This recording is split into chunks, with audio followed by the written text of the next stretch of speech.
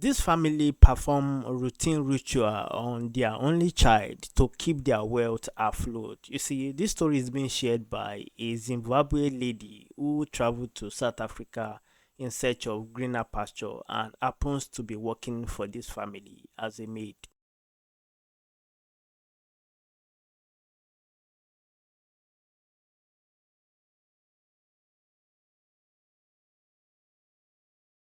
My name is Sisi. I came to South Africa from Zimbabwe with high hopes, thinking life here would be better. But I was wrong. Without family or friends here, I had no one to rely on. So I took whatever work I could find. Most days, I stood by the robots, hoping someone would pick me up for a piece job. You see, that's how many of us survived here. Deep down, I was always very scared. You see, there was a day when my worst fear nearly came true. A white man picked me up. At first, I thought it was just like any other job. But as we were driving, things took a darker turn. He suddenly grabbed my leg and said he wanted to sleep with a black woman. I was terrified. He kept talking about how he could pay me if I agreed, but I wasn't interested. He started driving faster, and the more he spoke, the more I became frightened.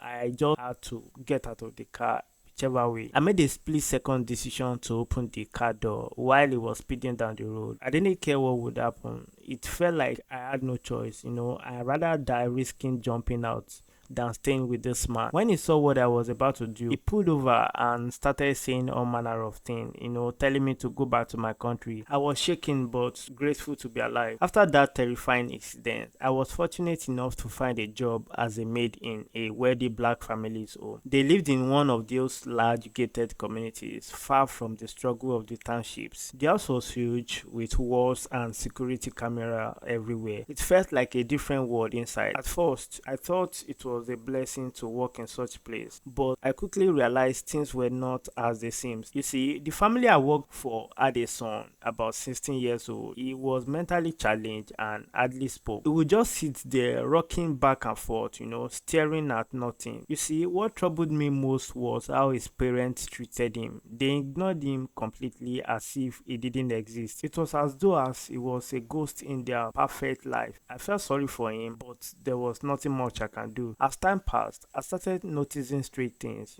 Every month, before every payday, the family would take the envelope with my wages into the garden. There was this big clay pot near the barrier area.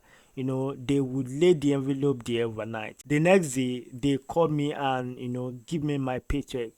But the money I had already spent a night outside in that pot. It seems odd, but I didn't question it because I don't have any option. Then I noticed something even stranger. On the night before they paid me, no matter what the weather was like, whether it was raining or cold, they would go outside and stay there all night. They'll take the blanket and sit in the garden, talking in hushed voices until morning. Sometimes they stand in the circle, they just sit there, but it was always the same. They would tell me to go to bed early, but I watched them from my window and confused about what they are saying. One night, I saw the father holding a small knife.